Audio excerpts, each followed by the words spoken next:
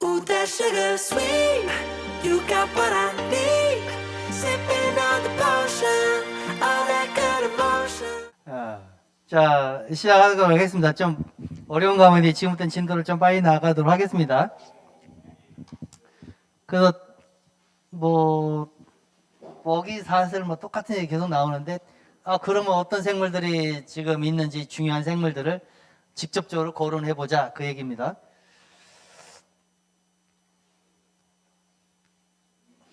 자, 첫 번째 이 기초가 되는 생물, 세균들이 어떤 역할들을 하느냐? 좋은 역할도 하지만 나쁜 역할도 하는데 좋은 역할이 더 많다더라, 그 정도 이해하고 넘어가시면 됩니다.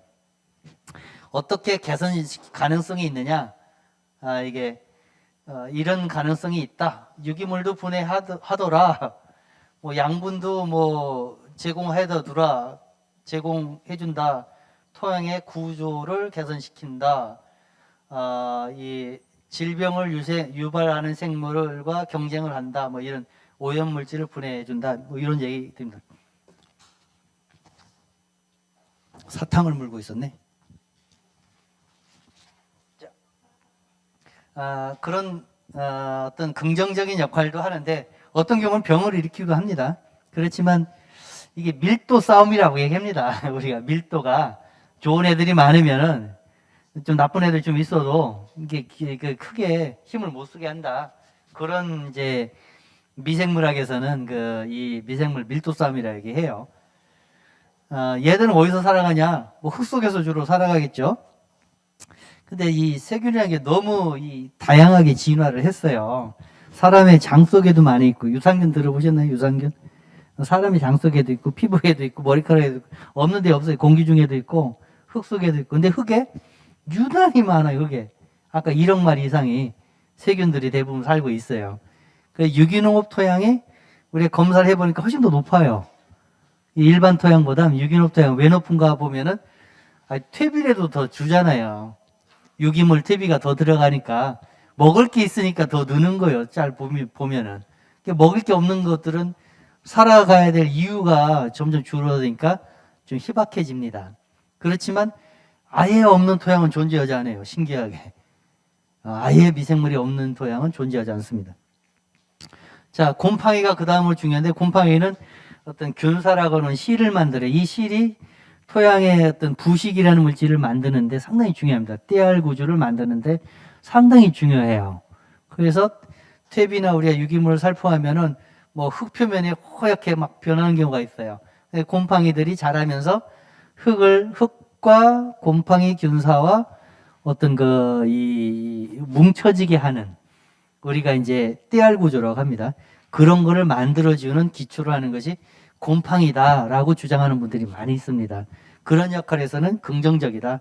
근데 이제 나쁜 곰팡이들은 병을 대부분 일으키죠. 식물병의 대부분이 곰팡이들입니다. 자, 곰팡이 중에 이제 중요한 곰팡이 중에 이제 균근이라 가지고 이제 보조뿌리 역할을 해서 양분의 흡수를 도와준다. 이게 상당히 정설입니다. 그래서 이 유기농 토양에서 이 균근의 밀도가 높고 자연 토양에서 산림 토양에서 이 균근 마이코리자라고 하는 것이 더 높아진다. 근데 비료를 많이 준 토양일수록 줄어요. 이게 비료의 함량이 높아질수록 살아가야 될 이유를 못 찾는 것 같아요. 그래서 좀 줄어듭니다.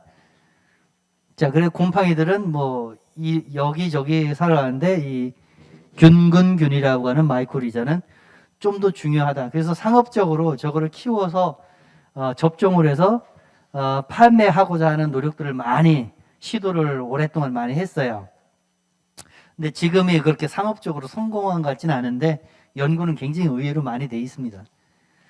자, 다음 2권으로 넘어갑니다. 토양 생물학 입문 2권 넘어가도록 하겠습니다. 토양 생물학 2권에서 그 다음으로 좀 알아두면 괜찮을 생물군이 원생생물이다.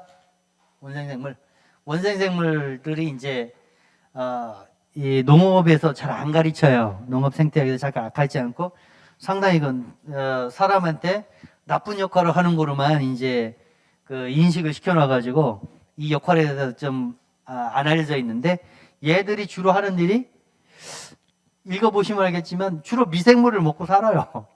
그래서 어떤 먹이 사슬에서 상당히 중요한 역할을 합니다. 미생물이 많이 자라요. 그럼 그 미생물을 먹고 살아. 그 미생물을 먹고 나서 분해하면서 질소질이라는 성분을 먹을 수 있게 해주는 그런 역할을 한다는 것이 이제 읽어보면 나와 있습니다. 그것이 원생생물이 상당히 중요한 역할을 해줄 수 있다. 자, 그 다음 요 표가 있는데요. 그 무기질화, 고정화 얘기했는데 뭐냐면은 이제 그 토양 속에서 이런 그 토양 미소 생물들 이런 것들이 식물이 흡수할 수 있는 형태의 성분으로 유기물 속에 있는 것을 분해해서 식물한테 공급할 수 있는 형태로 바꿔지는 것을 무기화라고 합니다. 무기질화, 미네랄리제이션이라고 하는데요. 무기물화 해준다고 하는 거죠. 다시 이러한 그 무기화된 물질을 흡수를 해서 자기 체내에 축적하는 것을 고정이라고 얘기합니다. 이 두 가지가 계속 순환하면서 굴러간다. 그래서 그렇게 보시면 돼요. 우리가 토양 속에 퇴비를 넣으면은 그 퇴비를 식물이 직접 흡수할 수가 없어요. 퇴비라는 것은 고분자 물질이기 때문에 식물 세포막을 통과를 못 합니다. 그것이 분해돼서 어떤 성분화까지 가야만이 그 흡수가 돼요. 직접 흡수해. 그 과정에 뭐가 작용하냐면은 미생물하고 원생생물들이 일을 해줘야만이 흡수 형태로 바뀌는 것이다. 그게 이제 이론이고 맞는 얘기입니다. 퇴비를 직접 흡수 못 해요. 뭔가 분해해 줘야 됩니다. 근데 화학 비료는 어떻게 되냐면은 이미 화학적으로 다 분해를 해 놔가지고 직접 흡수를 해요, 식물이. 그 미생물이 필요가 없어져요. 화학 비료를 계속 주게 되면은 미생물들이 할 일이 없어요. 할 일이 없으니까 점점점 단순한 토양이 만들어집니다. 왜 존재 이유가 없지 않습니까? 존재 이유. 유기물이 들어가면 유기물을 기초로 해서 다단계의 어떤 그 먹이 사슬이 형성되니까 존재 이유가 분명히 있는데 다 분해된 음식을 비료를 줘버리면은 그 중간 단계 다 생략하고 흡수되기 때문에 존재 이유가 없어요. 우리가 음식을 먹을 때 뭐 닌게류만 꽂고 사는 거랑 똑같은 거예요. 그냥 포도당만 계속 맞고 있어. 입으로 음식을 소화시켜서 먹고 흡수하는 게 아니라 다 분해되는 게 최종적으로 포도당 아닙니까? 흡수되는 영양 성분이 사람이 먹는 게 쌀을 먹지만 다 분해되면 결국 포도당 아니에요? 포도당이 흡수돼서 영양분을 칼로리로 삼는 거 아닙니까? 그렇듯이 이 유기농업은 그런 개념입니다. 어떤 퇴비나 이런 유기물에서 분해가 이루어지면서 어떤 양분의 순환이 이루어지는 과정을 거치는 거고, 일반 화학농업은 특히 양액재배 같은 경우는 곧바로 흡수될 수 있는 형태의 비료까지 다 분해를 시켜서 팔아요. 그러니까 물에 녹여서 쓰면은 곧바로 흡수합니다. 그래가지고 그게 생태적인 그 생태계를 단절시키는 농법이 양액재배라고 해요. 그래서 유기농에서 원래 하면 안 되는데 우리나라에서는 그걸 친환경 농업이라고 해가지고 지금 맨날 구설수에 오르곤 합니다. 자, 이런 생물들이 이런 역할을 해준다. 자, 선충과 원생생물은 선충 얘기가 나옵니다. 선충도 우리가 병을 일으킨다 이 얘기 많이 들어봤을 거예요. 근데 실제 더 좋은 선충이 더 많은 거예요, 해보시면은. 그래서 좋은 선충들은 못 먹고 사느냐? 얘들도 미생물 먹고 살고, 나쁜 선충들을 먹고 산다더라. 그런 내용입니다. 그리고 병을 일으키는 선충도 일부 있다. 근데 한 가지 작물만 계속 재배를 하게 되면은 그 작물에 기생하는 선충이 점점 늘어나요. 그러니까 그거는 점점 또 농약을 계속 쓰니까 점점 더 강해져. 그래서 그 소에서 그걸 연작장애라고 하는데, 그런 땅이 만들어지면은 결국에는 농약을 써도 그게 항상 병을 달고 살아야 되죠. 그러다가 사람이 이기냐 선충이 이기냐 이렇게 싸움을 해보면은 대부분 선충이 이겨요. 사람이 그렇게 이기기 쉽지 않습니다. 서로 네가 죽냐 내가 죽냐 한번 해보자 붙어볼 수 있잖아요. 그렇지만 이 생물들이 나름대로의 생존 전략이 있는 것 같아요. 그래서 결국은 제가 보기에는 자, 선충들은 뭐 이러이러한 뭐 좋은 기능들도 한다. 그리고 뭐 흙에서도 살고 그러니까 선충과 토양의 질 그리고 선충이 뭐 유아독존이 아니고요. 선충을 잡아먹는 곰팡이도 있다더라. 그러니까 선충 포식성 곰팡이라고 하는데 이것도 상업적으로 좀 연구한 사람들이 있었어요. 우리나라에서. 그래서 좀 판매를 하긴 했었는데 우리나라 크게 그 돈을 못 버는 것 같아 제가 보기에는. 근데 그런 표현의 여기를 쭉 읽다 보면은 토양 생태계가 좀 제대로 이게 완성이 되면은 이런 선충 포식성 곰팡이도 존재하게 할 수 있다. 그런 내용입니다. 그 다음에 절지동물, 이게 이제 요거 번역 잘못된 거예요. 선충이 아니고 절지동물입니다. 요 10쪽에 여기 선충이 아니고 절지동물이에요. 오타가 난 겁니다. 자, 절지동물들은 이제 이런 곤충류를 다 절지동물, 흙 속에서 살아가는 곤충류가 많이 있어요. 얘들도 먹이사슬에서 상당히 중요한 역할을 한다. 그 땅강아지도 얘기 나오죠. 땅강아지가 마리수가 많으면 해충이고 마리수가 적으면은 익충이에요. 해보면은 땅강아지 이게 많으면 뿌리 너무 많이 잘라먹어가지고 정말 열받게 합니다. 이게 죽일 수도 없고 살릴 수도 없고 다 잡을 수도 없고. 근데 어떤 마리수 이하에서는 괜찮은데 뭐 굉장히 마리수가 높아질 때 가끔 전화해요. 어떻게 저 잡아 죽일 수 없냐고. 근데 저는 방법을 아직 못 찾았어요. 자, 이런 이제 절지동물류가 곤충류도 중요한 일을 한다. 그런 얘기고요. 뭐 우리나라 토양에 이거 있는지 모르는데 뭐 톡톡이 얘기가 있더라고요. 번역을 했습니다. 그 다음에 지렁이, 환영동물이라고 하나요? 지렁이를 분류학상.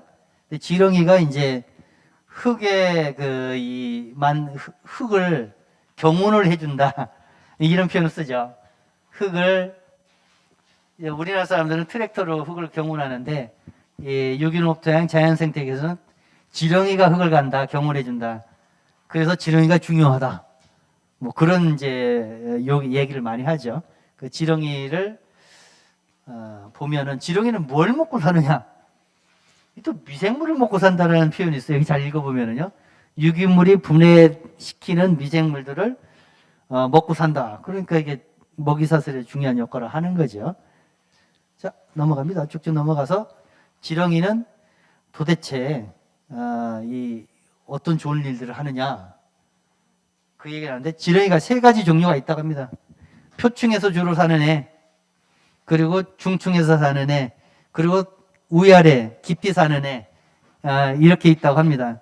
그 지렁이 중에서 지렁이 똥을 뭐 몽글몽글하게 위로 싸는 애들이 있어요. 흙에서 보면은 둥글둥글하게. 얘들은 표층에서 살아가는 애들이 아니고 수직방의 위아래로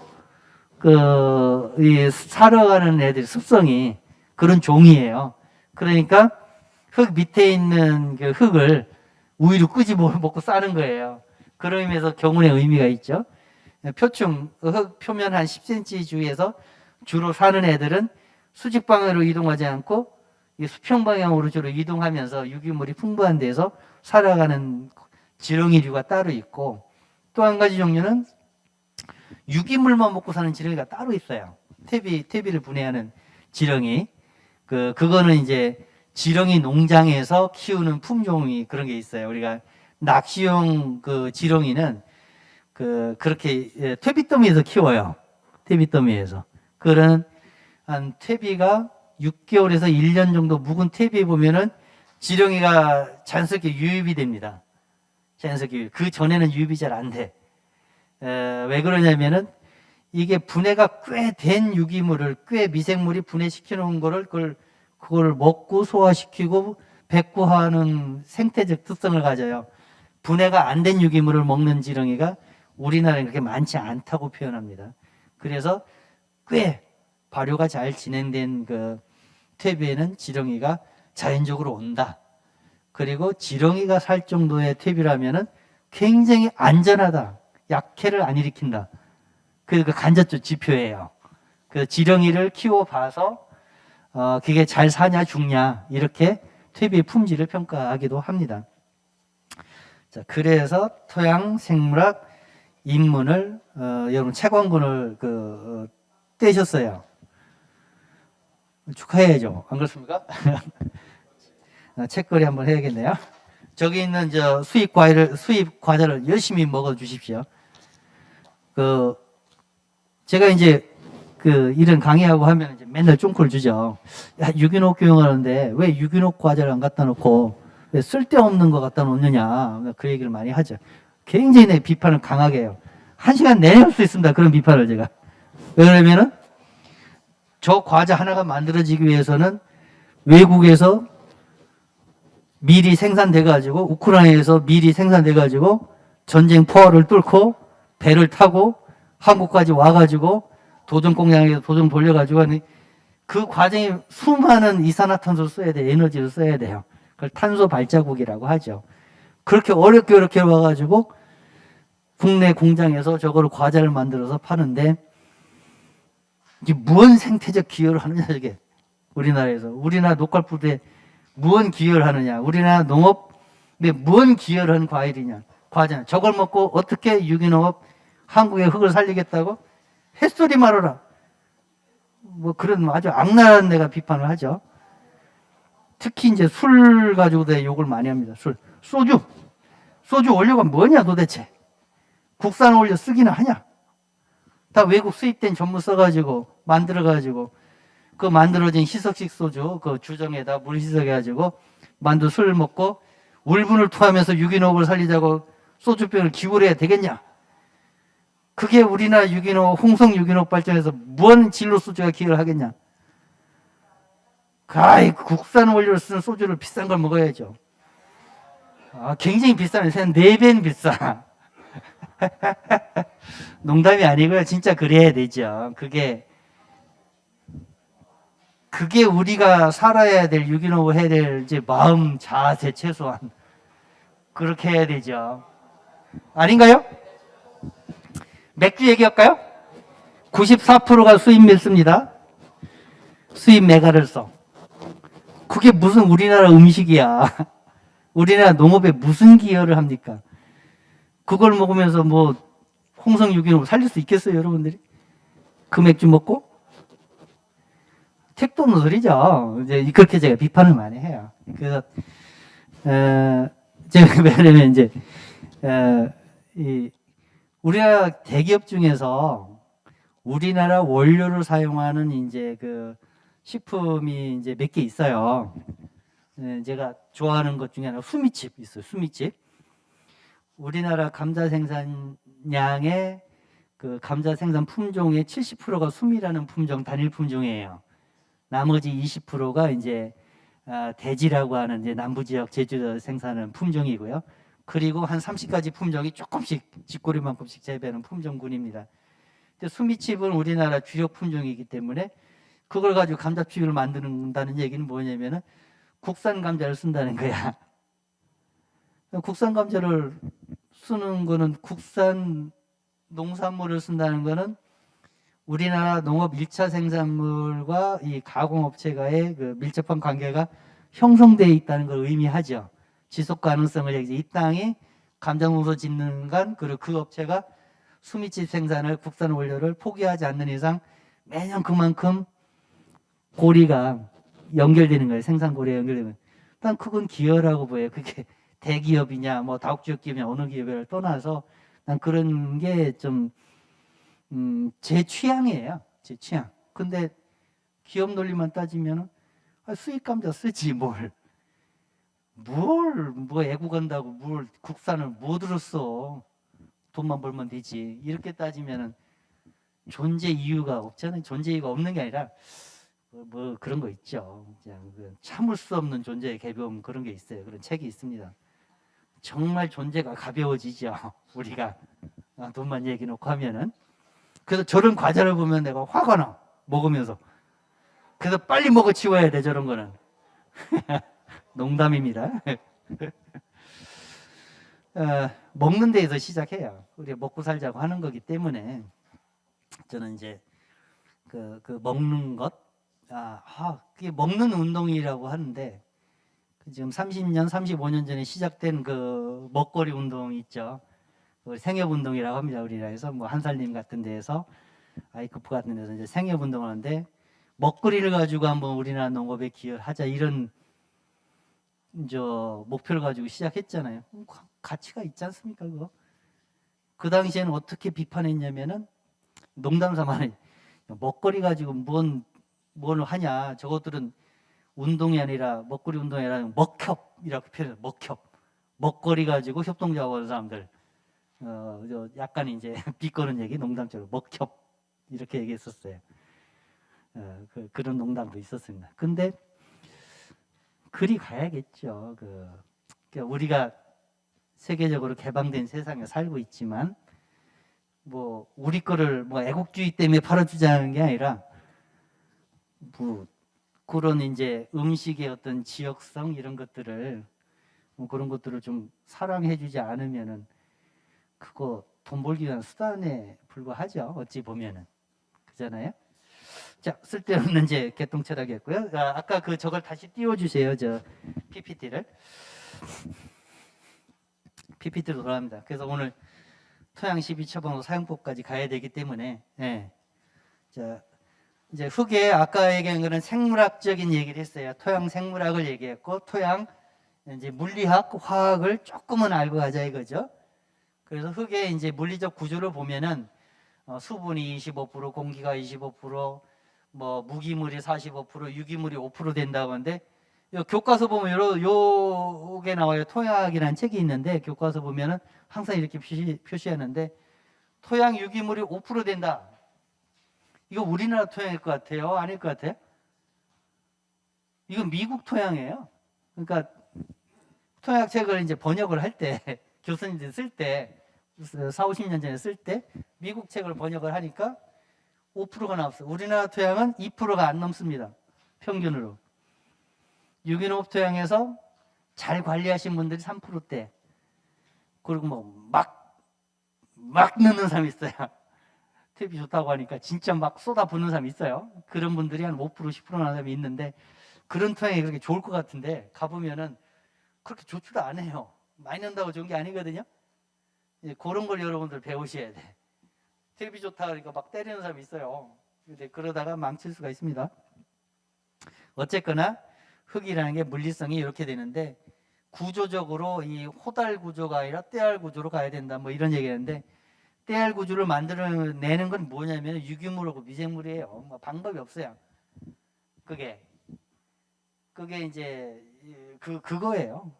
그 다음 거 보면은 물리화학성에서 토양의 특성 뭐 얘기하는데 생명체이다. 아까 배웠죠?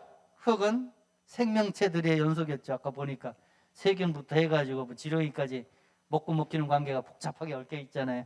살아있는 거지 흙이 숨을 쉰다니까요. 걔들 생물이 있는 한은. 그리고 음이온이다. 그 화학적으로 볼 때 양분은 양이온이다. 보비력 양분을 보유하는 능력은 유기물에서 크다. 그런 얘기고요. 뭐 흙은 자정 능력이 있고 유기물이 많을수록 자정 능력이 커진다. 다 유기물 얘기죠. 유기물 이꼬로 쉽게 이해하는 거 퇴비. 자, 흙의 특유한 냄새는 미생물이 만든다. 자, 그리고 흙에도 나이가 있다. 이거는 이제 비닐하우스에서 중요한 거예요. 나이는. 자, 시비 관리하는데 영양 성분의 기초. 뭐 연결되는 얘기인지는 모르겠지만 아까 대충 설명한 겁니다. 넘어갑니다. 자, 인산이라는 성분 P라고 우리가 화학기호 P라고 씁니다. 포스포러스에서 나오는 이제 영어에서 나온 건데 P라고 하죠. 인산은 발화하고 육묘기에 중요하다. 질소 나이트로겐이라고 하죠. 질소는 성장을 시키는데 중요하다. 그리고 생식생장을 하는 데는 양분을 이동시키는 가리가 중요하다. 이 세 가지가 이제 필수 비료 NPK 3대 비료라고 합니다. 3대 영양소라고 합니다. 필수 원소. 그래서 이 세 가지가 잘 활용을 해야 돼요. 이게 친환경 농업이든 일반 농업이든. 그래서 이 세 가지를 어떤 원료에 많이 있는가를 이해하는 게 유기농업이 중요합니다. 넘어갑니다. 자, 최대 필수 원소 탄소, 수소, 산소. 처음 들어보죠. 이게 필수 원소라고 하는데. 근데 탄소, 수소, 산소는 어디에서 공급이 되냐면은 탄소는 공기 중에 무궁무진하게 쎄 있어요. 그러니까 돈 주고 안 샀어.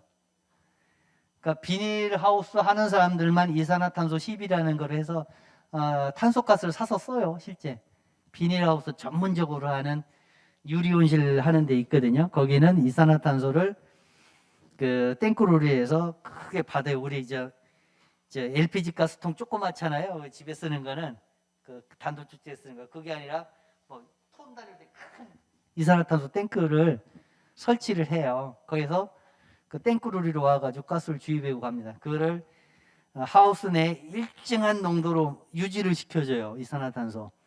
왜냐면 비닐하우스는 바람이 안 불고 외부가 차단되잖아요. 특히 겨울철에 창문을 못 열잖아요. 그러니까 이산화탄소라는 게 계속 소모만 되고 밀폐 공간에서 공급이 안 되면 생산성이 떨어져요.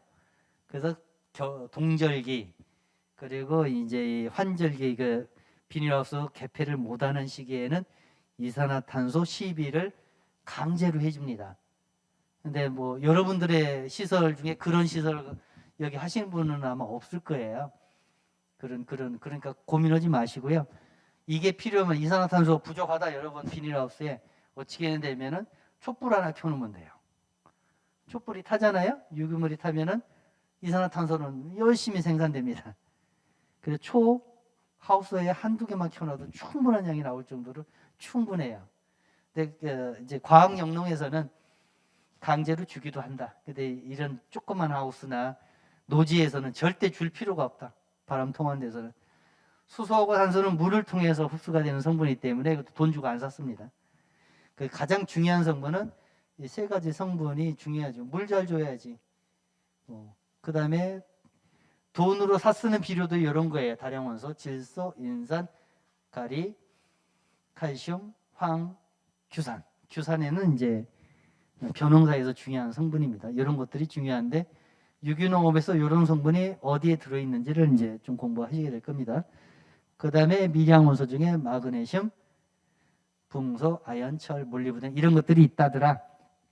그래서 10대 영양소 또는 뭐 20대 영양소 얘기하는데 알아도 그만 몰라도 그만 넘어갑니다. 일단 자, 화학비료와 무기비료의 화학적 특징 뭐 이런 거 있는데 용어 때문에 써는 거예요. 용어를 나중에 알 수 있는데 요 용어를 아셔야겠네요. 염류. 염류는 소금을 의미하는 게 아닙니다. 화학적인 염류는 이제 소금의 솔트가 아니고 화학용으로서의 어떤 염이 있어요. 플러스와 마이너스 성분이 두 개 결합된 거를 솔트 염이라고 합니다. 우리 소금만 염이 아니에요. NaCl만 염이 아니고 모든 그 비료는 염의 형태로 되어 있습니다. 플러스 성분과 마이너스 성분이 결합돼서 중화의 형태로, 중화된 형태로, 염류의 형태로 결합되는 화합물질이에요. 소위 얘기해서 비료가 염류입니다. 비료. 화학 비료들은 염류로 보시면 됩니다.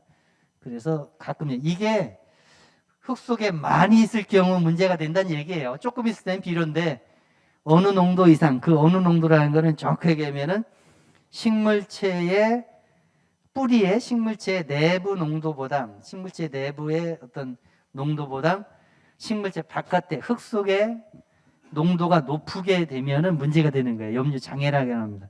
우리가 배추 절이면은 소금을 넣으면은 배추 속에 있는 물이 빠져나오죠. 그걸 이제 역삼투라고 하죠. 삼투압이 걸린다고 하죠. 그렇듯이 어느 일정 농도를 넘어서는 비료의 농도는 장애를 일으켜요. 특히 이제 다수화구로 해서 많은 비료 쓰는 분들이 있거든요. 그리고 뭐 퇴비도 너무 많이 쓰는 경우가 있어요. 미숙 퇴비를. 그럴 경우는 장애를 일으킬 수가 있다. 근데 보통의 경우는 잘 안 일으켜져요. 퇴비를 과량의 퇴비를 쓸 경우 염류의 형태로 축적이 될 수 있어가지고 농사가 잘 되는 게 아니라 농사를 망칠 수도 있다. 이 정도만 대충 아시면 되고, 이렇게 뭐 때려 넣는 분은 없으실 거 아니에요. 퇴비 때려 넣으려면 돈이 많이 들어가는데. 그 정도 용어는 있다고 아시면 되고요. 넘어갑니다. 좋은 흙이란 무엇을 얘기하는가? 농사 잘 되는 흙이겠죠.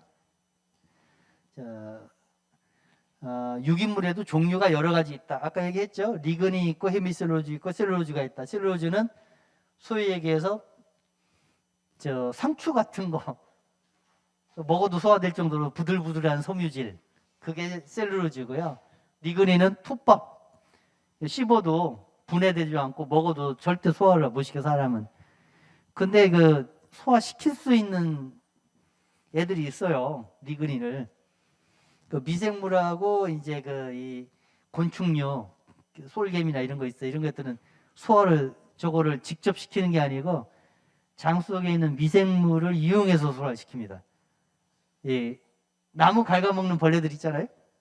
나무 속에서 갉아먹는 애들 그 풍뎅이류라고 합니다. 장수풍뎅이나 이런 풍뎅이류들은 나무 속에 들어가서 나무를 갉아먹는데, 군뱅이 종류 있잖아요. 얘들은 나무를 갉아먹는데 어떻게 살이 찔 것 같아요? 소화를 시킨다 이게요. 소화시키는데 어떻게 소화시키냐면은 장 속에 그걸 분해하는 미생물이 있는 거예요. 리그닌을 분해하는. 그러니까 톱밥 퇴비더미 한 1년 묵은 데 보면은 다 뭐 장수하늘 쏜지 뭔지 군뱅이가 잔뜩 살죠.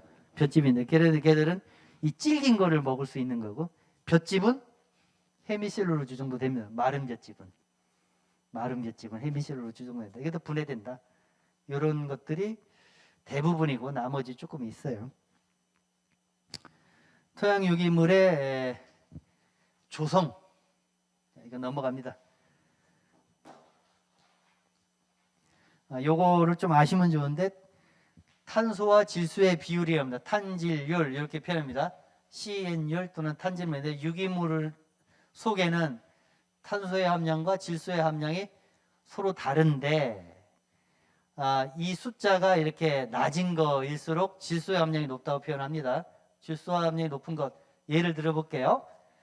깻묵, 여러분 깻묵 아시죠? 유박이라고 합니다. 사쓰는 비료 중에 유박 비료 있어요. 유박을 기름짠 찌꺼기라는 뜻이죠. 유박. 우리나라 말로 깻묵이라고 해요. 깻묵. 유박 이꼬르 깻묵. 그 깻묵 우리나라 연간 생산량이 워낙 좋기 때문에 다 수입된 깻묵 유박을 사서 유박회사에서 펠렛으로 찍어서 파는 것 뿐이지, 깻묵, 참깨 깻묵도 유박이고 들깨 깻묵도 유박이고 고추씨 깻묵도 유박인 거예요. 어쨌거나 그 유박에는 탄질률이 이게 낮아요. 10 이하가 나오는데, 이거를 흙에 뿌리게 되면은 급격하게 미생물에 의해서 분해가 돼서 무기화된다는 건 비료가 된다는 거예요. 비료 성분이 나와서 거의 뭐 30일 이내에 거의 다 양분으로 변하더라. 유박 비료의 특징이 뭐냐면은 화학 비료보다는 늦지만 그래도 속효성이란 얘기예요. 유박 비료를. 우리 포대에 유박 비료 써있는 거 아시죠? 있어요. 유박 비료 써요. 퇴비는 퇴비라고 써 있고 유박은 유박 또는 혼합 유박이라고 써 있어요. 그런 것들은 이게 날씨가 조금만 따뜻하면은 이게 보름 안에 거의 다 분해되고 30일 안에 거의 비료가 될 수가 있겠구나. 이 정도 이해해야 돼요. 근데 탄질률 15에서 20 정도 되는 게 뭐냐면은 축분퇴비입니다. 축분퇴비. 가축분퇴비예요. 여러분 홍동여민에 만드는 게 가축분퇴비라고요. 그 소똥도 섞고 닭똥도 섞고 톱밥도 섞고 해서 발효시켜서 만들어진 거예요. 그런 것들은 뿌리면은 양분이 안 나와. 곰방은 약 열흘에서 보름 정도 지나야 그때부터 양분이 나오기 시작합니다. 처음에는 잘 안 돼. 질소 기하 현상이 나옵니다. 근데 약 토양에 들어서 안정화돼서 어느 정도 시간이 지나면서 양분이 나오고, 그럼 장기간에 걸쳐 조금씩 나오죠. 그러니까 이거는 속효성이라면 이거는 중효성, 중간 정도의 속성을 갖는 퇴비의 성질이 그렇다. 그렇게 돼서 이게 일반 퇴비가 이런 거죠. 그러니까 거꾸로 얘기하면은 이때부터 양분이 나오니까 요 시간부터 양분이 나오니까 이게 10일이 될 수도 있고 15일이 될 수도 있고 20일이 될 수가 있어요. 퇴비마다 종류가 틀립니다. 요 시점이. 근데 그 대략 10일 정도 돼. 그러면은 뭔가 작물을 심기 전에 최소한 10일 전에는 뿌려서 흙하고 섞여 있어야 10일 후에 양분이 나오든지 말든지 할 거 아니에요. 그러니까 퇴비는 뿌리자마자 뭘 심으면 안 된다 그 얘기예요. 그러면 땅이 절단나는 그 작물이 경합을 해요. 미생물하고 작물하고 경합을 하는데 요 기간 동안 토양에서 안정화되는 동안은 져요 미생물한테.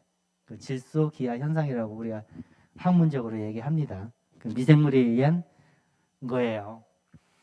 근데 탄절률이 낮은 거 37에서 65 이걸 예를 들려면 이거는 볏짚이에요. 볏짚. 마른 볏짚. 마른 볏짚은 양분이 한 2달 후에 나와. 비료가 안 된다는 거예요. 2달 후에 나온다면 감자를 심는 사람이 감자 3개월이면 심고 3개월 있으면 수확을 해야 돼. 2달 동안 60일 동안 양분은 이미 감자가 필요로 하는데 캘 때쯤 양분 나오면 뭐합니까? 볏짚만 넣어서는 유기물 좋다고 뱅갈 넣어봐야 양분을 공급하는 게 아니라 혹 속에 유기물만 좋게 잔뜩 때리는 거지 양분은 안 나와. 양분과 유기물과의 관계를 얘기하는 거예요. 그러면 60일 이후부터는 좋아지겠죠. 감자는 캘 때쯤 되면은. 그게 말이 안 되지. 감자 안 자라고 있다가 캘 때 양분 나와봐야 뭐 좋을 거 하나 없죠. 그래서 크게 볼 때 이 탄절률이 낮은 거 10이야, 20이야, 뭐 30 이상 이런 것들을 구분하는데 유박, 퇴비, 볏짚류 이렇게 이해하면 되는데 이 밑으로 선이 있다는 거는 양분이 안 나온다. 흡수할 양분이 요 기간 동안은 없다. 요 기간 동안은 양분을 흡수할 게 없다. 여기는 이 0 이상 되는 때 양분이 흡수될 형태로 바뀐다.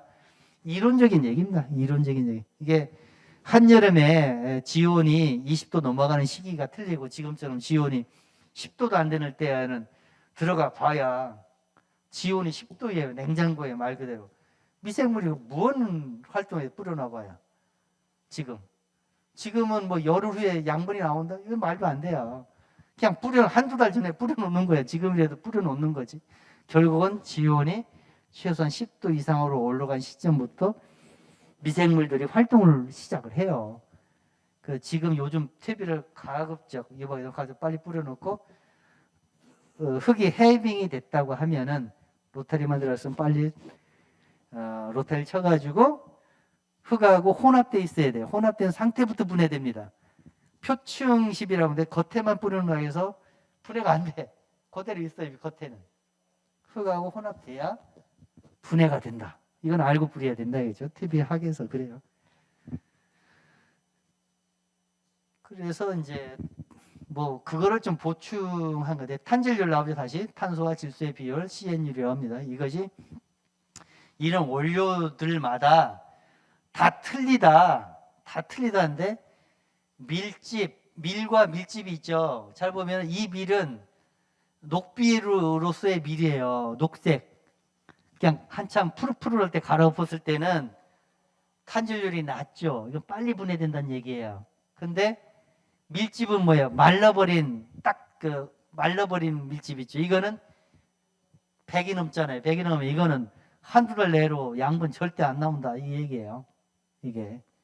그래서 볏짚, 마른 볏짚 얘기하는 거죠. 쌀 보리집 마른 거 얘기하고 이게 한 20 정도 되는 거는 이게 녹비 정도 얘기합니다. 특히 밀집, 보리집 이거 맹류라고 합니다. 맹류들은 흙에 들어가면은 분해되는데 한두 달 시간이 걸려요. 그래서 말라버린 거를 그걸 놓고 땅을 갈아엎었다 해서 내 유기물 많이 들어갔다 이렇게 하면은 한두 달 동안 농사가 잘 안 돼. 양분 부족이 현상이 납니다. 거꾸로 얘기해 보면은 어떤 유기물이 내가 토양에 뭐 소위 염류가 너무 많이 축적돼 있어야 뭐 쓸데없는 비료가 너무 많이 남아 있는 것 같아. 그럴 때는 저런 걸 넣어야 돼. 왜 염류가 이제 없어지는 그 과정이 사라지는 과정이라 미생물에 의해서 먹혀야 장애를 안 일으키는 형태로 바뀝니다. 그 염류라는 거는 날아가지를 않아요. 무거워서 성분이. 염류는 날아가지 않고 흙에 항상 있어. 항상 있어서 식물이 빨아먹는 양만큼만, 미생물이 먹는 양만큼만 이전이 되는 거예요. 이동이 되는 겁니다. 그래가지고 염류가 축적되게 하지 말라. 특히 비닐하우스에서. 그거를 이제 아셔야 되고, 자, 이게 대략 이렇다라는 것만 아시면 됩니다. 토양 검사를 하면 나오는 저것들이 있죠. 뭐 pH 있고 유기물 함량 있고 뭐 있어요. 그거를 보고 진단도 하고 계획도 세웁니다. 우리가 거기서 토양의 산도, 뭐 산도를 맞춰주자. 작물이 좋아하는 산도가 따로 있어요. 그에 맞춰서 검색해 보면 나오거든요. 뭐 브루베리는 산성을 좋아하더라. 그러면 5 정도 좋아하더라. 그러면 거기에 석회비료는 이게 숫자를 자꾸 높여주거든요. 석회비료를 쓰면 안 되겠죠. 그러니까 특이한 작물들이 있어. 그렇게 대부분은 약산성을 좋아합니다. 약산성에 맞게 해주면 되는데, 일단 표를 보면서 얘기해 드릴게요. 뭐 수많은 양분들이 있는데 이 양분들이 흡수가 산도별로 흡수가 잘 되는 성분이 있고 안 되는 성분들이 있다더라. 이건 뭐 그냥 넘어가세요. 너무 어려운 얘기니까요. 근데 진흥청에서 흑토람이라고 하는 이제 홈페이지를 운영하는데, 여기에서 자기 지번을 집어쳐 놓으면은 자기 흙의 성질을 대충 알려준다. 뭐 그런 내용입니다. 자기 흙의 성질, 물리적 성질을 주로 알려줘요. 그런 내용인데 참고를 하시면 되고요. 보통 12처방서라는 게 이렇게 나오죠.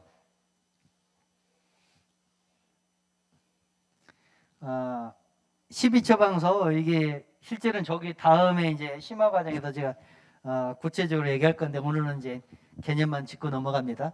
토양관리 12처방서를 농업진대에서 흙을 맡기면은 뭐가 나오는데 분석지에 뭐 적정, 많음, 적음, 뭐 어떤 성분들 얘기합니다.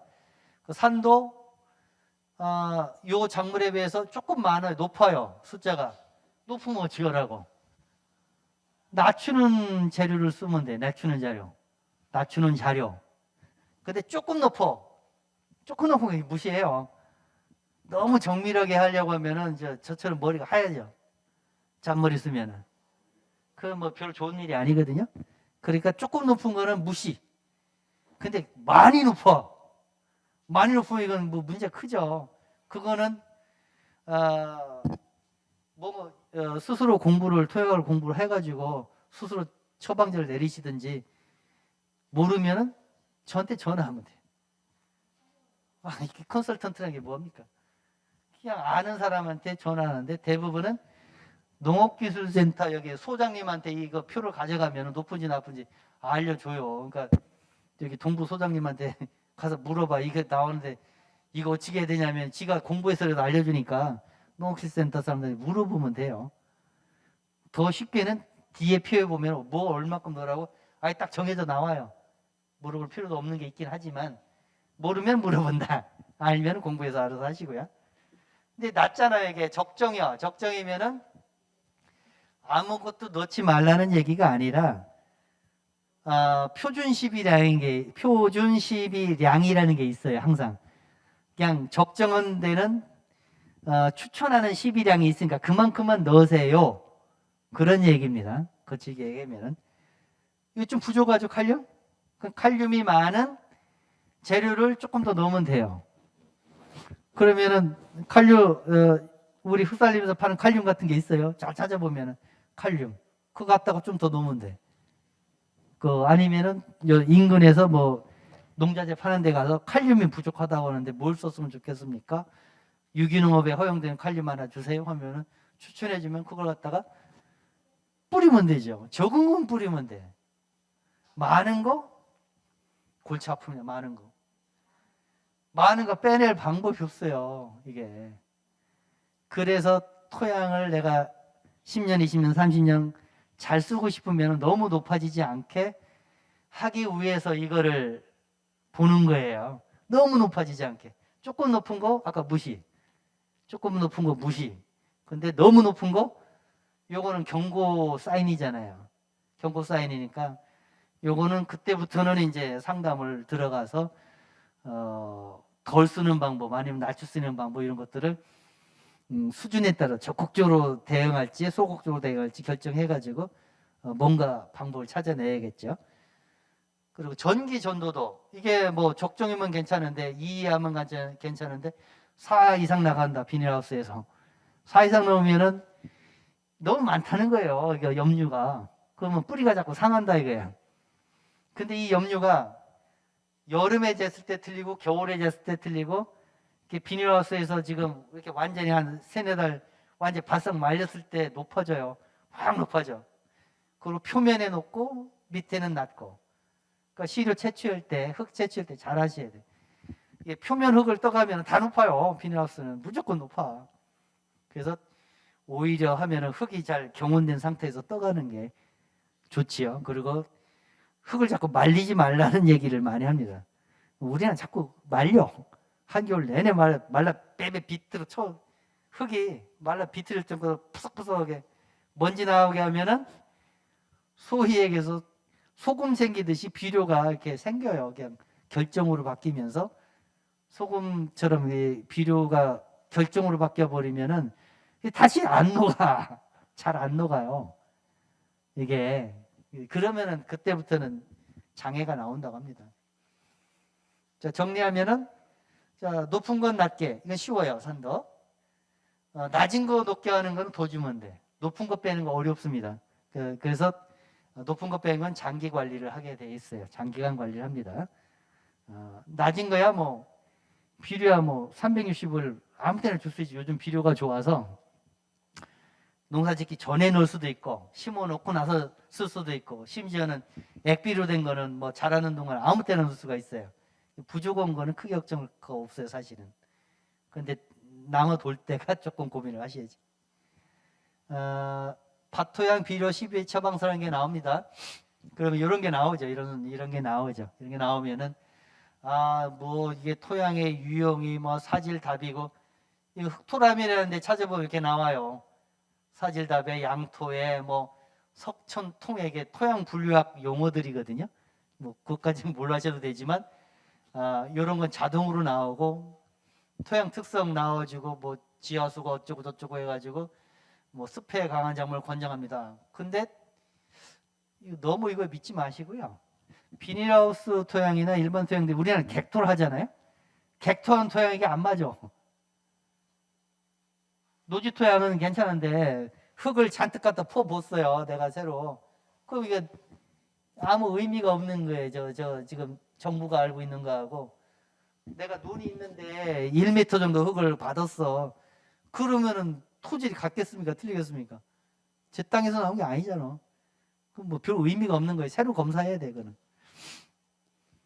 자, 보세요. 산도 약간 낮죠? 적정보다 약간 낮죠? 약간 낮은 거 무시. 아니면은 노란 약이 여기 다, 요 평수에 3,925제곱미터 대략 330평이 3,000제곱 1,000제곱미터가 300평이니까 요거 뭐예요? 요거면은 한 1,000평 넘죠. 그죠? 1,300평 정도 되나요? 어떻게 되나요? 그 정도에 1,300평이 약간 안 돼요. 거기에 소속 캐로는 259kg 쓰고 석회 고토로는 294kg 써라. 근데 유기농에서는 석회 고토를 쓰게 돼 있어요. 법적으로. 그러니까 밑에 거 사가지고 폐화석이든 석회 고토를 294kg 약 15포를 1,300평에 깔아라. 얼마나 쉬워. 그냥 깔면 되지 뭐. 좀 많이 넣어도 그만 적게 넣어도 되는 거지만 이렇게 낮을 때는 넣으라고 나와요. 그냥 그거대로 하시면 되는 거예요. 사실은. 어찌 보면 쉬운 겁니다. 유기농업에서 유기농의 목표를 어디로 가면 우리 국내에서는 관행농업의 목표가 2 내지 3%입니다. 관행농업. 일반 농업을 얘기해요. 근데 유기농업의 목표는 3에서 5 정도 가져가 주는 게 좋아요. 근데 유기농업에서 유기물 함량을 1년에 1%를 높이려고 하면은 엄청나게 돈도 많이 들어가고 많은 양의 퇴비를 써야 돼요. 그냥 그거 하다가 흙 살리다가 돈 다 빼먹어요. 골병 듭니다.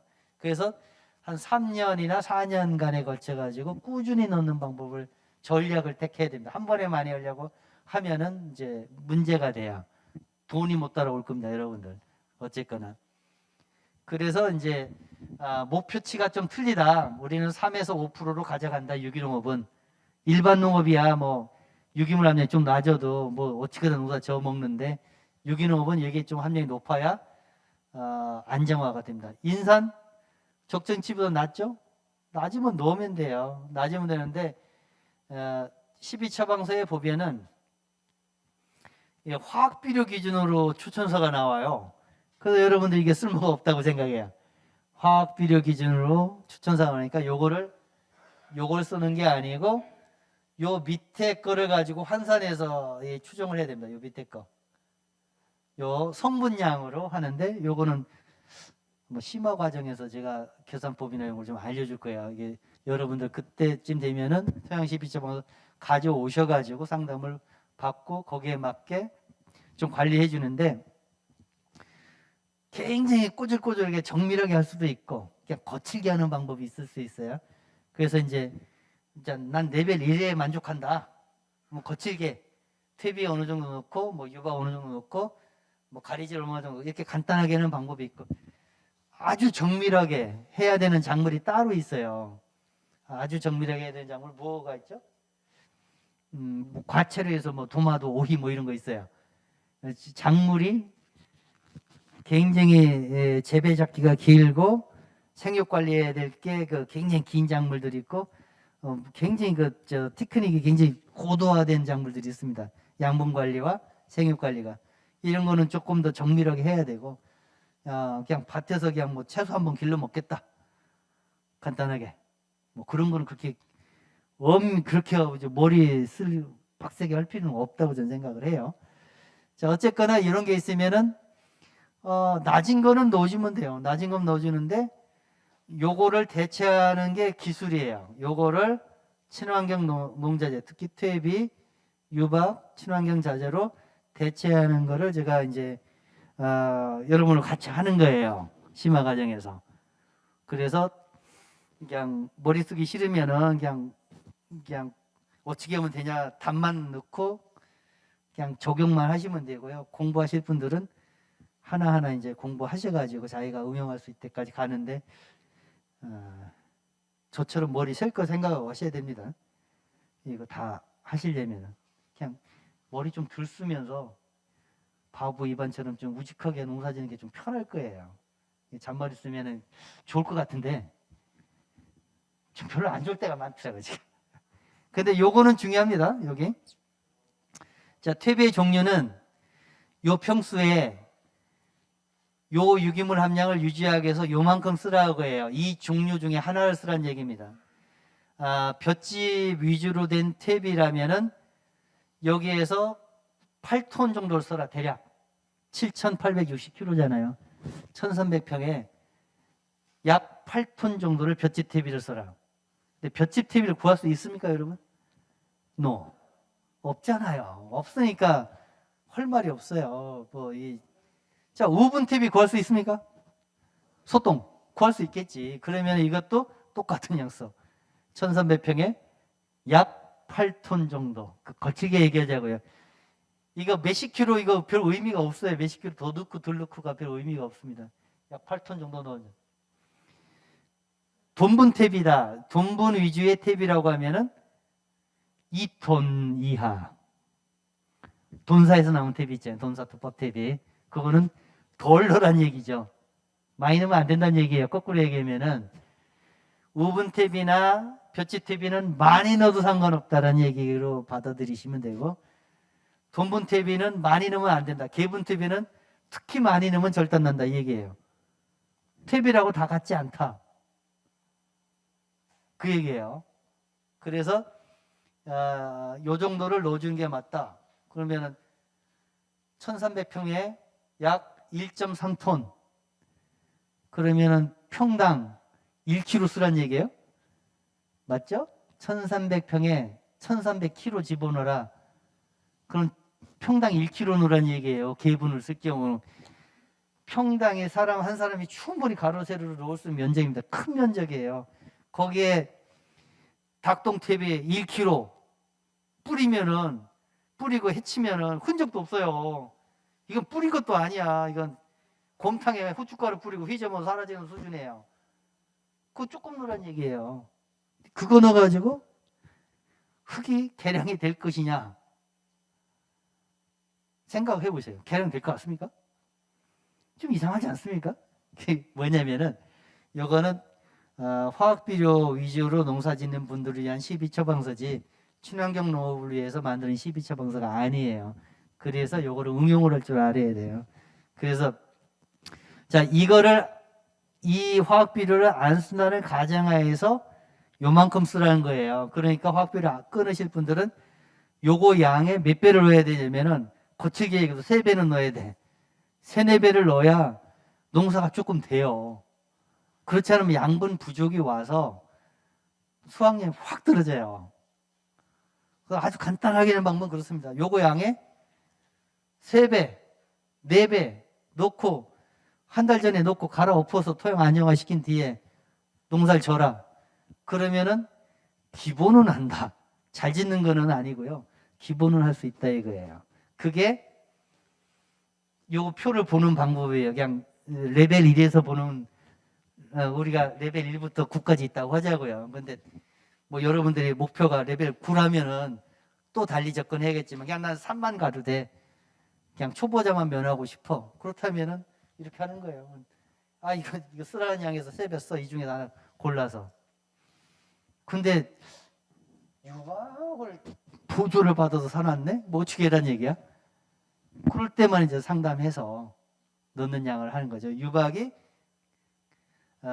개분탭이 기준해서 쓰면은 맞습니다. 평당 1kg예요.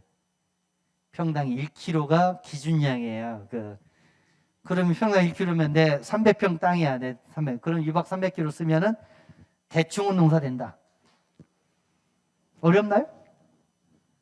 유박은 평당 1kg 쓴다예요. 그냥 다 모르겠어. 이것저것 다 몰라. 난 몰라. 그냥 모르면은 유박은 평당 1kg 쓰면은 몇만 원 정도 다 돼요. 그게.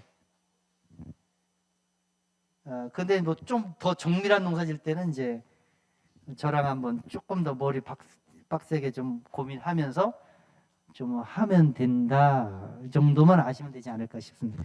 자, 흙 검사를 해 보시고요. 맡겨 보시고 나온 결과 놓고 아주 문제되는 것만 집어서 그건 한번 개선해 나간다.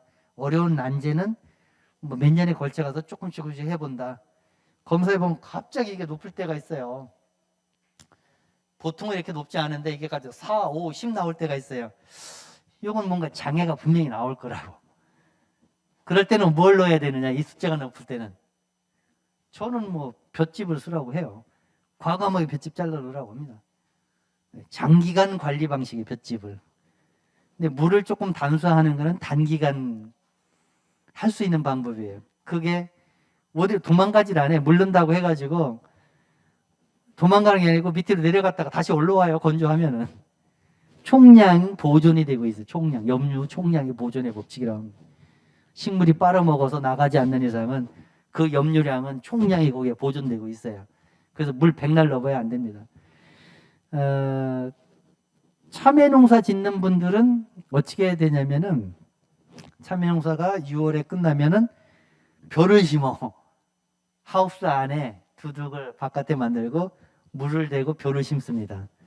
그리고 10월 달까지 벼를 키워. 10월 초까지.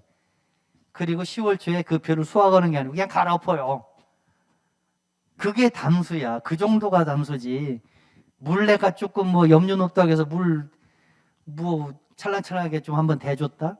토양 개량이 된 게 아니에요. 그때 한시적으로 그 기간 한두 달 동안 조금 단편적으로 나아진 것 뿐입니다. 그런 것들을 해볼 수 있겠죠? 자, 혹시 궁금한 거 있어요? 이쪽에서요? 이게 굉장히 너무 디테일하게 나가면은 너무 피곤하고 너무 거칠게 얘기하면은 또 너무 어설플 수 있는데 그냥 거칠게는 이거를 안 쓸 거니까, 화학비료 안 쓸 거니까 퇴비 종류 중에서 한 가지를 선택을 해서 또는 병행해서 쓰는데 어떤 생산성까지 고려한다면은 요것만 가지고는 부족하다. 유기농 토양에서 이거보단 더 많은 양을 써야 된다. 야, 유박사용량 나 모르겠다 하면은 유박사용량을 이 계분퇴비 양으로 대체해서 환산한다. 근데 돈분퇴비다. 내가 가축분퇴비다. 뭐 홍동농업에서 만든 퇴비가 뭔 퇴비인지 모르겠어요. 어떤 배합 비율인지 모르는데 대략 모르면은 돈분퇴비 기준으로 해서 계산하는데 그거의 3배를 써야 대충 농사는 된다. 그 정도 이해하시면 될 것 같습니다. 제가 그냥 4시 반까지 끝내려고 해서 지금 휴식 시간 안 드린 거예요. 그래도 되겠나요? 아니면 쉬었다가 마저 5시 꽉 채울까요? 좀 고맙습니다. 그래서 그런 이제 각각의 어떤 그 산도 조절법, 유기물에 대한 것, 인산에 대한 어떤 대처법, 뭐 이 시원성 양이온유, CEC 뭐 이런 것들에 대해서 용어에 대해서 정리를 해놨어요. 그래서 나중에 좀 토양학 관련돼서 어떤 기능사나 기사 자격이나 뭐 이런 거 할 때는 이런 거 알아두셔야 되거든요. 유기농 기사 같은 거 따고 싶거나 뭐 그런 걸 꼭 하고 싶으면은 토양학이 들어가 있어요. 그럴 때는 공부하시고요. 그렇지 않으면은 그냥 넘어갑니다. 이런 용어가 있다 정도로 생각하시고 넘어갑니다. 자, 이런 용어들이 있습니다. 자, 분석 성적표에 이런 게 있어요. 다 있고요. 자, 토양 관리 자세. 자, 몇 년간에 걸쳐서 한번 흙을 개선해 보자. 하루아침에 되기 힘드니까. 그리고 아까 얘기한 제초제하고 농약은 땅을 죽이는 게 아니고 생물을 죽이는 거예요. 생물을 먹이사슬을 이제 파괴하기 때문에 하면은 친환경에서 뭐 금지돼 있기도 하지만 그렇지 않은 방법을 찾아야겠죠. 그러려면은 완숙퇴비를 써야 된다. 완숙퇴비 뭘 완숙퇴비인지 아세요? 아주 무식하게 하면 1년 이상 발효된 걸 완숙퇴비라고 합니다. 아주 무식한 거 무식하게 할게요. 1년 이상 된 거. 그러면은 퇴비를 제가 사왔어요. 홍동네에서 퇴비 사왔어. 1년 됐는지 뭐 됐는지 모르겠어. 1년 후에 쓰시면 되지. 정말 무식하지만 단순하잖아요. 그냥 묵혀둬요. 진짜 완숙 퇴비를 써야겠다. 나는 진짜 필사적으로 나는 완숙 퇴비 고소해야겠다. 그냥 받아놓고 그냥 묵혀. 그 1년 후에 써요. 그러면 그런 안에서 문제 전혀 될 게 없어요. 근데 이제 애매모호한 것 같다 하면은 넣고 흙 속에 들어가서 시간을 넘들이 보름 간다면 나는 열흘은 더 흙 속에서 더 빨리 쓰거나 더 빨리 이제 갈았거나 해서 시간을 더 많이 가져가는 거죠. 왜 흙이 안정화되는 시간을 중요한 거예요. 이게. 덜 불안한 미생 유기물일수록 시간을 길게 가져가면 안정화가 됩니다. 그런데 완숙된 건 뭐라고요? 완숙된 거는 이미 다 소화가 돼서 넣고 그 다음날 뭐 심어도 크게 문제 없는 거예요. 근데 우리나라는 유통구조상 그런 완숙퇴비가 유통이 되지 않는 나라예요. 그런 얘기 있죠. 옛날에 뭐 3년 먹은 쑥을 뭐 찾으러 다녔다나? 지금 잘라서 묵혀두면 되는데 3년 동안 찾으러만 다니는 거예요. 우리나라는 3년 먹은 퇴비를 안 팔아요. 1년 먹은 퇴비 안 팔아. 근데 그걸 자꾸 사러 다녀. 이제 그럼 묵히는 게 더 좋은 방법이죠. 그죠?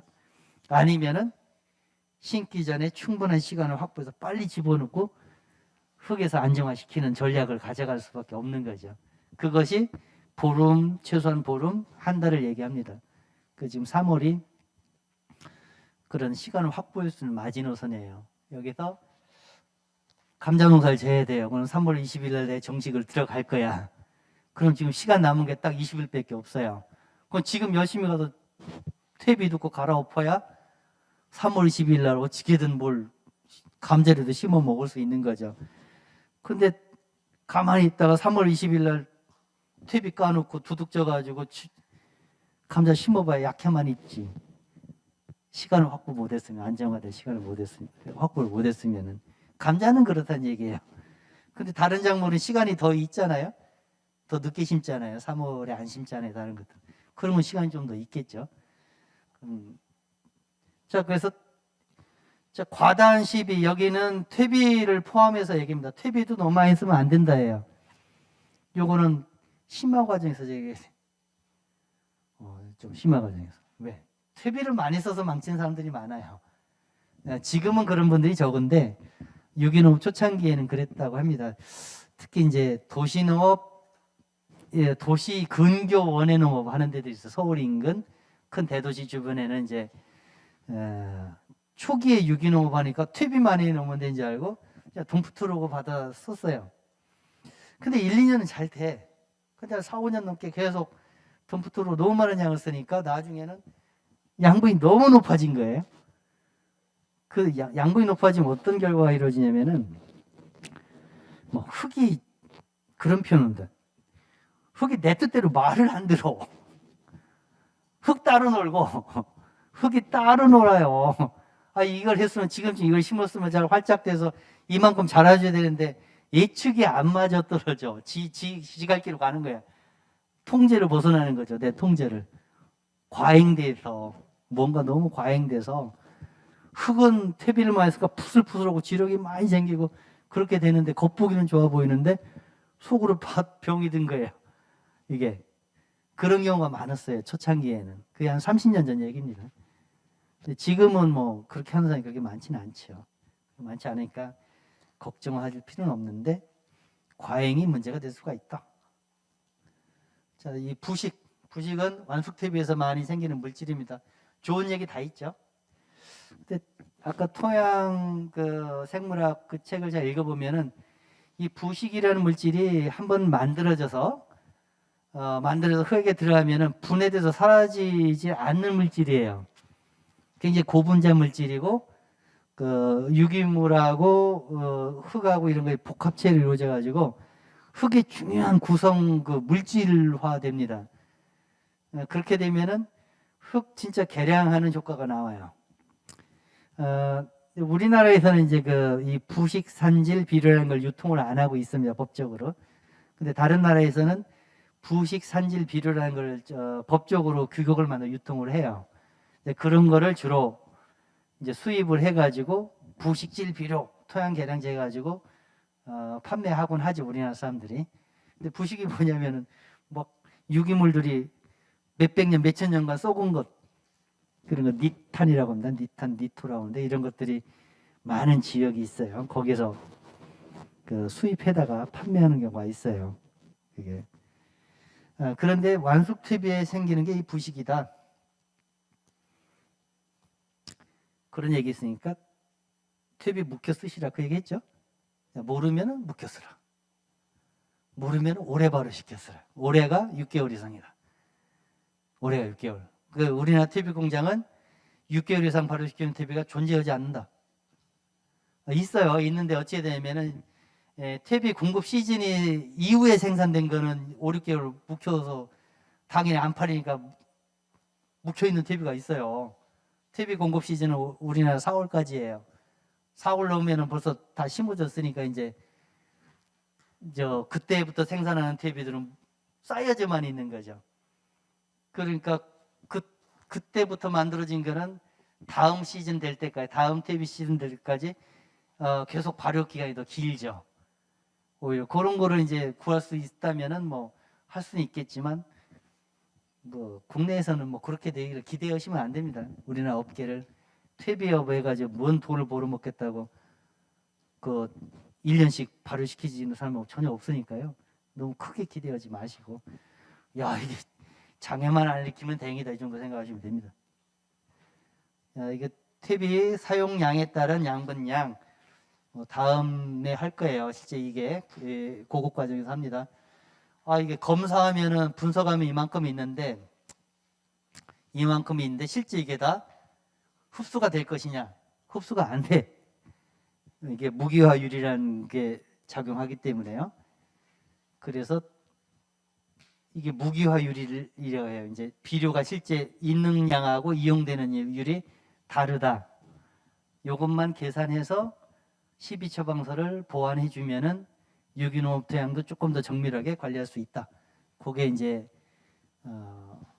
다음에 배우게 될 내용입니다.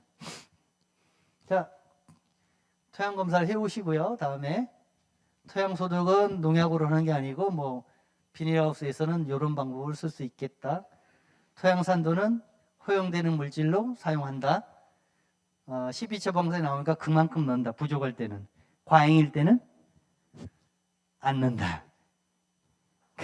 넣지 말라고 하니까 안 넣으면 돼요. 유기물 함량은 일반 농업은 2, 3% 유지하지만 유기농업에서는 3% 이상으로 간다. 그리고 부식이 많이 축적된 완숙태비로 간다. 완숙태비는 모르면 묵혀 써라. 그것도 안 되면은 빨리 돋고 흙 속에서 충분한 시간을 가져 정식 전에 심기 전에 시간을 한 달 정도 가져가주면 전혀 문제가 안 된다. 2달 가라는 얘기 아니에요.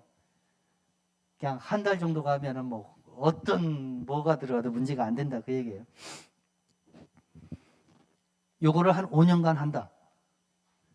양분홍과 미생물은 또 다른 거로 유기질 비료 유박이나 우리 흑설림에서 개발한 균뱅체 같은 거로 할 수가 있다. 요즘은 좋은 자재가 많아요. 옛날보다 뭐 성분이 높은 자재가 있으니까 그런 걸 상담을 받아 쓰면 될 것 같아요.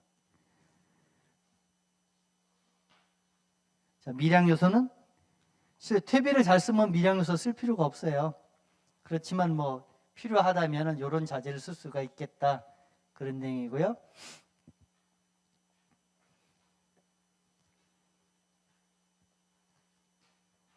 제초제를 쓰지 말아달라.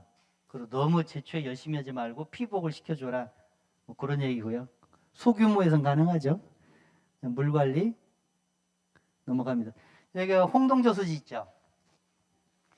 홍동저수지 우리가 인증 내줄 때 고민한 것 중에 하나가 홍동저수지가 농업용수로서 부적합이야. 당시에. 그래가지고 고생했어요. 왜냐하면 저수지물이라는 게 고여있기 때문에 그러니까 농사짓는데 벼농사짓는데 아무 문제가 없는데도 불구하고 실제 수질 기준으로 보면은 간당간당하게 안 맞아요. 그래가지고 초창기에 여기 우리가 이 지역에 다 그 저수지물을 쓰는데 이 논들이 인증될 때 상당히 좀 고민했고 제도적인 불합리성이 있다 그런 얘기를 많이 했어요. 근데 아까 제도화 되면은 무자비해. 그래가지고 인증을 취소시켜. 아무것도 아닌데. 그래가지고 그 상당히 고생했던 적이 있습니다. 근데 세상에는 뭐든지 되는 방법이 있어요. 그 기준이 중요한 게 아니고요. 그거를 개선해 나가고 어떻게 대처해 나가느냐 그게 중요한 거지. 기준이 맞냐 안 맞냐 이거 가지고 따지기 시작하면은 인생 될 거 하나도 없어요. 우리는 맨날 범법자가 될 수밖에 없어요. 그 기준만 놓고 되면은 매일 도로교통법 위반하고 있어요. 우리 60km 달리라는데 61km만 달리면 위반 아닙니까? 그 기준이 중요한 게 아니고 사고가 안 나고 안전운전하는 게 더 중요한 건데 뭔가 중요성이 자꾸 규정에 의해서 거꾸로 돼가지고 옥죄는 경우가 있어요. 특히 친환경농업이 현재 규정들이 그런 것들이 좀 깝깝하게 돼 있어서 옛날에 고생했던 좀 고민이 있네요. 제가 심지어 저 저수지물이 이상해가지고 관정을 뚫어서 인증을 내준 사례가 있었어요. 이게 말이 됩니까? 이게 환경보호자인데 관정 뚫는 게 이게 논물에 관정 뚫어서 물대에서 인증 내준 적이 있었어요. 그게 좀 무식한 짓을 했습니다. 우리도 그런 지역이 있어서 아산에서 우리나라 방조제들은 다 수질이 농업용수를 맞질 않아요. 이게 최종적으로 쌓이는 물이기 때문에 그래가지고 좀 고민했던 적이 있습니다. 어쨌거나 옛날 얘기 해봐야 저는 유기농 1세대잖아요. 여러분들은 2세대가 넘는 것 같아. 저도 9세대라 꼰대 소리 하는 거예요. 이해해 주세요.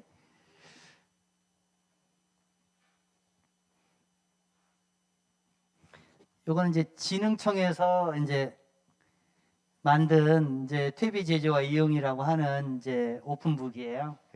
공부하고 이제 퇴비학에 대해서 조금 더 심도 있게 공부하고 싶으면 참고를 하세요. 뭐 이게 미생물도 퇴비화될 때 세 그룹의 미생물들이 작용한다. 초기, 중기, 후기.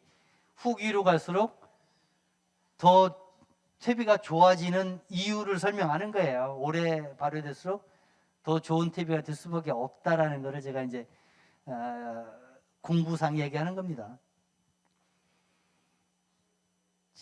뭐 퇴비에 대해 공부하고 싶으면 이걸 가지고 공부를 하시면 되고요. 뒤에 부분은 뭐 지금 해야 될 건 아닌 것 같습니다. 조금 균배행체라는 개념을 썼는데 일본에서 보카시라는 개념을 썼어요. 일본에서는 이제 화산회토라고 하죠. 화산재를 화산회라고 합니다. 화산재가 쌓인 토질이 많아요. 재라는 게 뭐죠? 재? 우리 연탄재처럼 불로 꾸실러서 구워진 흙이에요. 구워진 흙이 소에서 찰기가 없어요. 찰기가 없어가지고 흙이 겉으로는 좋아 보이는데 그렇게 좋지를 않아. 그 토양에서 뭐가 문제가 되냐면은 인산이라는 비료가 흡수가 안 됩니다. 잘. 제주도 토양이 그래요. 인산의 비료 흡수가 안 되니까 일본의 유기농업은 어떻게 발전했냐면은 인산 비료를 어떻게 하면은 잘 흡수되게 내가 퇴비를 만들까 이것만 연구했어. 일본 유기농업 하는 분들은. 우리나라 토양은 모함이 뭐냐면은 그냥 화강암 계열이 많아요. 화산하고 관련 있는 토양이 없다 이거예요. 제주도하고 철원 빼고는. 그 화강편마암 계열의 모함이 있는 토질은 뭐냐면은 인산 비료가 잘 흡수가 돼요. 조금만 넣으면 돼. 그래서 초창기 유기농 기술을 이제 일본에서 수입할 때 똑같은 유기질 비료를 만드는데 그때는 일본식이니까 인산이 많이 들어있는 골분을 꼭 넣으라고 교육이 돼 있어요. 골분. 근데 우리 흑사님에서 저도 연구자이고 연구를 쭉 해봤는데 우리나라는 인산이 자꾸 너무 많아지는 토양이에요. 조금만 많이 넣어도 너무 많이 축적돼서 오히려 문제가 되는 토양이에요. 그래서 인산이 적은 배합비를 따로 개발했어요. 흑살림에서. 이게 균배행체라고 하죠. 그 조금 더 인산 축적을 낮출 수 있는 배합을 개발한 게 뭐 이런 거예요. 깻먹하고 쌀결을 뭐 1대1로 섞어가지고 만들으니까 우리나라 토양에 보험용으로 쓸 수 있다 하더라. 그걸 미생물 넣어서 발효시키니까 이름을 뭐로 질까 하다가 균배양했으니까 균배행체라고 해보면 좋겠다 해가지고 그걸 만드는 방법도 알려줬고 교육도 시켰고 못 만드는 분은 사서 쓰라고 판매도 했고 지금도 판매를 하고 있습니다. 그러니까 필요하신 분들은 한번 시도를 해보시는 것도 괜찮다. 그리고 집에서 만들고 싶으면은 제조법은 다 공개되어 있으니까 만들어 보시는 거 좋겠다. 근데 이거는 우리 토양에 맞는 방법을 찾아가는 방법의 하나였다. 일본식 유기농업 기술에서 조금 반성을 하면서 그거를 개량하는 과정에서 우리는 이런 시도를 했다. 이 정도 이해를 하시면 될 것 같아요. 자, 그래 균배행체는 모르면은 뭐 평당 1kg 정도 쓰면 된다. 그런 얘기입니다. 자, 이런저런 방법이 있다. 미생물들은 시군농업센터에서 이거 다 나눠주지 않나요? 그걸 쓰면 농사 잘 되던가요? 정말요? 그냥 쓰셔. 그냥 쓰셔. 뭐 안 쓰는 것만 낫다고 생각하고 쓰시면 됩니다. 이것도 이제 레벨이 1부터 9까지 여러 수준이 있어요. 근데 그거 좀 쓰시면 되는데, 우리나라는 이제 미생물 농법이 일본에서 도입됐기 때문에, 그쪽에 미생물 의존도가 좀 컸어요. 초기 유기농 기술들이. 그래서 어떤 시군농업센터에서 직접 배양해서 나눠주는 데까지 왔는데, 여기도 좀 할 얘기는 많이 있지만, 공짜로 나눠주시니까 쓰면 되지 뭐.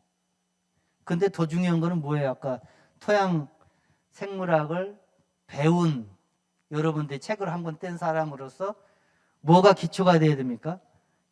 어떤 유기물을 어떻게 투입해서 토양 생태계를 구성을 해줘가지고 장기간 양분과 생태적 환경을 만들어 줄 것이냐, 양분도 잘 유지시켜주고 생태계 먹이사슬도 유지시켜 줄 것이냐, 내가 그런 노력을 어떻게 할 것이냐, 그게 핵심이지 유기물도 없는데 미생물 분다고 해서 그 토양 생태가 완성이 될 것 같습니까? 이론적으로 안 맞잖아요. 제가 설명한 거는 먹을 게 없는데 먹고 맨날 뽑아야 뭐 그 생태계가 어떤 살아날 수 있는 소극적인 방법이지 실제 근본적인 방법은 아니라는 것을 배우셨을 거예요. 그게 제 주장은 그거예요. 뭐 아니라고 얘기하면 어쩔 수 없고 그래서 쓰시는 건 자유다. 우리도 판매까지 합니다. 이거 생산해서 저도 먹고 살아야 되니까 이거 좋다고 얘기해야 될 거 아니에요. 나쁘지 않다라고 얘기할 수밖에 없네요. 자, 집에서 액비를 만들 수 있는데 이건 다음 강좌 시간에 하도록 하겠습니다. 자, 이게 오늘 저랑 같이 장장 4시간에 걸쳐가지고 겁나게 어려운 공부를 하셨어요. 토양 생물학 개론을 제가 강의해 본 것도 참 오랜만이네요. 근데 여러분들이 그 어려운 수업을 들어줘서 고맙고요. 거기서 뭔가 다는 몰라도 좋은데 그냥 이거 뭐 토양에 뭐 먹이 사슬이 하나 있는 것 같다더라. 거기서 중요한 게 뭐 유기물을 잘 활용하는 것이 좀 뭐 괜찮은 것 같다더라. 이 정도 좀 기억해 주시고 다음 단계에서 조금 기술 위주로 다음에는 심화 과정에서는 기술 위주로 좀 구체적으로 좀 디테일한 거 가지고 조금 근본적인 얘기나 이렇게 얘기를 나눌 수 있는 기회가 됐으면 좋겠다. 그리고 그중에 일부는 뭐 해당 농가, 특히 제가 주목했던 건 뭐 시설원에 하시는 분들이 있다고 들었어요. 그런 데에서 조금 한번 현장도 좀 둘러보고 해서 제가 배워야 될 부분 배우고 가르쳐야 될 부분 배우면서 좀 오래 조금 이끌어왔으면 좋겠다. 그런 생각을 합니다. 강의는 요거고 질문은 그래도 받아야겠죠, 그죠? 질문이 있으면은 같이 공유할 질문이라면 해주시고요. 개별적으로 하실 질문이면은 강의 끝나고 좀 남아 있을 테니까 남아서 개인적으로 해주시고요. 같이 공유할 만한 질문이 있으면은 한번 하시죠. 네, 말씀하시죠.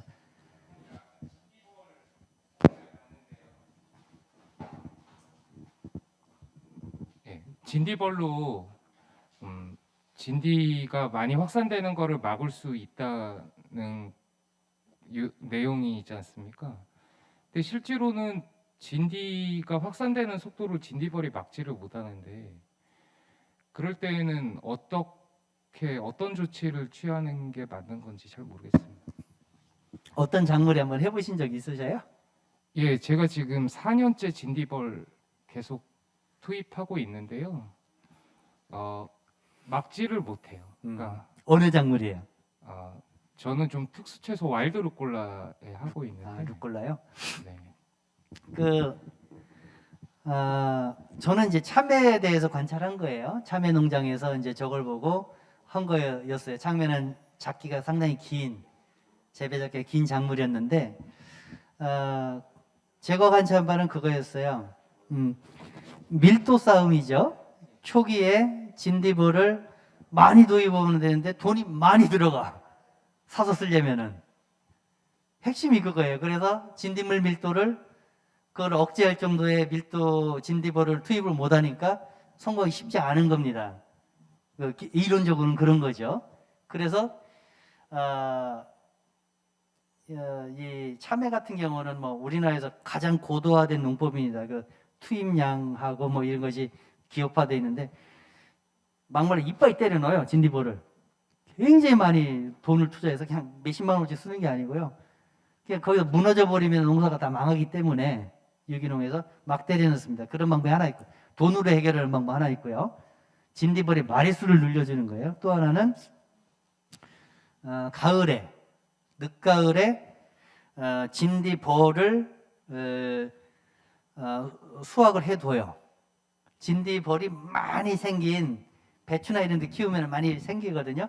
그거를 냉장고에 저장을 해도 좋은 저장고에 저장해주면 잠을 자요. 깨어나지 않고.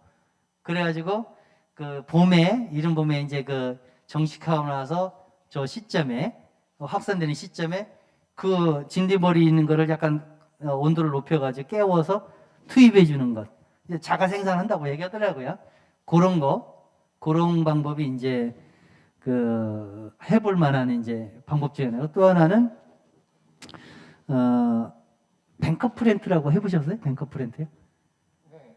예. 저는 그 매년 윤작을 하고 하니까 보리를 미리 그 하우스 한 동에다 키워놓고 미리 거기에 진디를 붙여서 진디벌의 개체수를 굉장히 많이 늘렸다고 생각을 했었는데 그래도 안 되는 것 같아서 이게 계속 할 만한 건지 요즘은 좀 의문이 들어서 그렇습니다. 올해 한번 해보시고요. 결정 내리세요. 그 뭐 방법이 없어요. 그거는 참외는 제가 어떻게 관찰했냐면은 실제 다 망가지는 참외가 살아나는 걸 봤어요. 작기가 길어요. 진딧물이 너무 많아가지고 그냥 오글오글 들어가지고 완전히 다 이게 죽는 것까지 거의 갈 것 같아. 이건 다 무조건 망했다 생각했는데 진딧물 투입 이후에 거의 한 달 만에 극적으로 회복이 되는데, 왜 회복됐냐 보면은 그 박과류의 특징이더라고요. 박과의 특징은 뿌리만 살아 있으면은 이 회복력이 너무 커요. 그래서 수확하는데 한 달이나 한 달 반 정도 늦어졌지만 그 뒤에는 정상화로 가는 걸 봤어요. 제가 그래가지고 그래서 성공한 거를 제가 봤거든요. 그 수준이에요, 제가 관찰한 거는. 근데 누굴라는 애 농사 안 접어서 모르죠. 왔는데 이런 수단 저런 수단 다 해봤는데도 고도의 밀도를 유지했는데도 안 된다면은 안 되는 거죠. 그거는 현재의 기술로서는. 저도 모르지. 그거를 개발해 내셔가지고 특허를 받아야 노벨상을 받을 수 있죠. 전 노벨상감이라고 보는데, 그 정도 기술을 제대로 확보해내면은 그런 사람한테 상을 줘야죠, 사실은. 자, 뭐 충분한 대답이 못 돼서 죄송하고요. 또 공유할 질문 있으면 하나만 더 받고, 아니면은 뭐 끝나고 나서 개별적으로 받도록 하겠습니다. 있으세요? 자, 재미없는 강의 들어서 고맙고요. 뭔가 올해 농사 잘 짓기를 바랍니다. 다음에 뵙도록 하겠습니다. 감사합니다.